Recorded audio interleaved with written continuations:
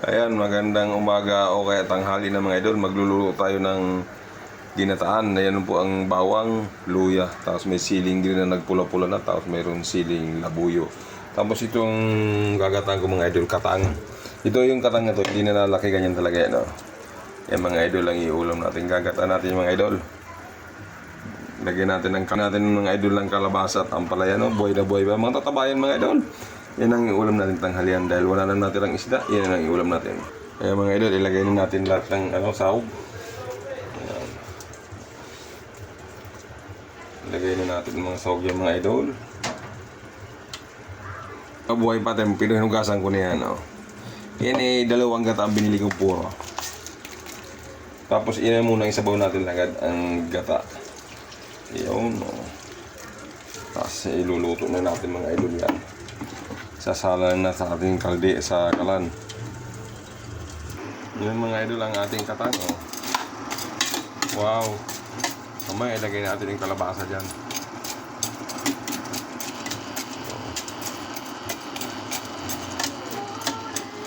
Yan ang katang. Hindi na nalaki yan. Talagang ganyan lang kalaki mga idol yan katang. Patutuyin natin. Tapos may isa pa kasing gata dyan. Tapos pagkatapos ng isang gata, meron pang isa yan. Yan mga nayo, luto na yung kalabasa natin. Lalagay pa natin isang gata para mas masarap.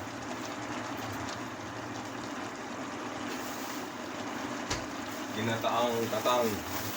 Yan. Pinakuluan na kasi ni Mimis yung kalabasa sa kampalaya, kaya isinahog ko na lang. Hindi niya alam kasi na maggagata ako ng ano. Ito po yung isang gata, oh, yung puro din yan. Napakasarap ng mga ganda.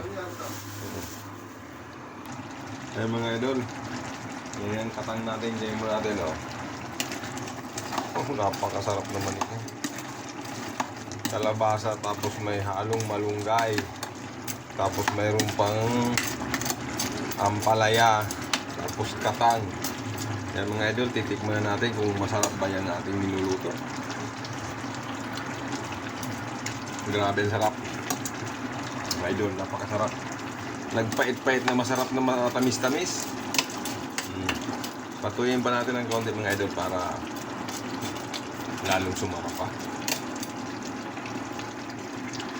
Sarap. Grabe. Nakakagutom na. Yan ang mga simpleng luto lang pero masarap mga idol. Katang.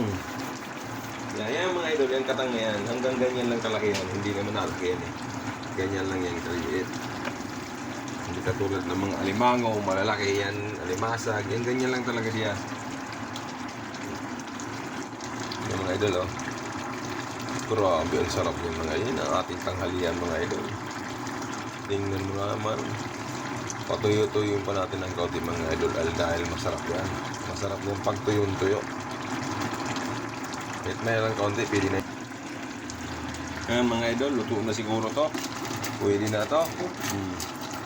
Napakasarap mga idol yan. Yan mga idol ang ating almusal. Ayan, almusal. Tanghalian na niluto ko. Pas muna tayo sa isda. Ngayon, katang naman ang iulam natin. Yan o. Wow. Ang lapot ng sabaw o. Ang sarap naman yan. Kaya mga idol, luto na at kakain na tayo maya-maya ng konti at medyo nagugutom na ang iyong idol. Ayan, ang sarap. Tingnan mo naman mga idol. Grabe talagang tanghalian. Napakasarap. Babay na mga idol.